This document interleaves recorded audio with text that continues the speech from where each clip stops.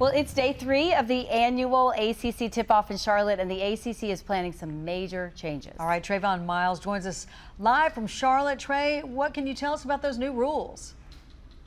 Yeah, guys, one of the things that as a basketball fan, you really hate when you're watching basketball games is the pace of play being interrupted.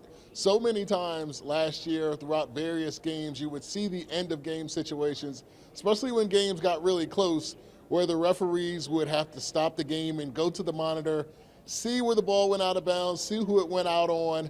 The ACC is really trying to cut back on that and really trying to improve the pace of play to make sure these games have the exciting finishes that they always have. Brian Kersey is the men's basketball supervisor of officials, and he spoke at length about some new changes coming to the conference.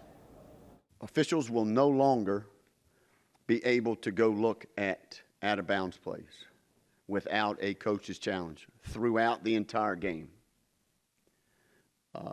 My opinion, I think the national opinion, officials, we went to the monitor too many times at the end of the game. I know we wanted to make sure we got everything correct, but I would say we probably didn't overturn 10% of the calls that we went to look at.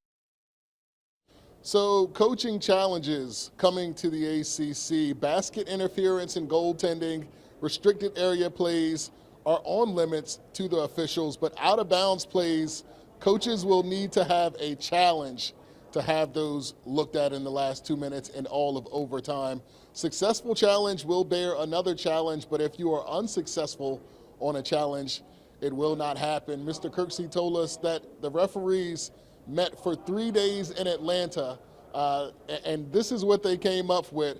They really want to improve the flow of the game. They want the game times to come down a little bit, but overall, they just really want a good experience.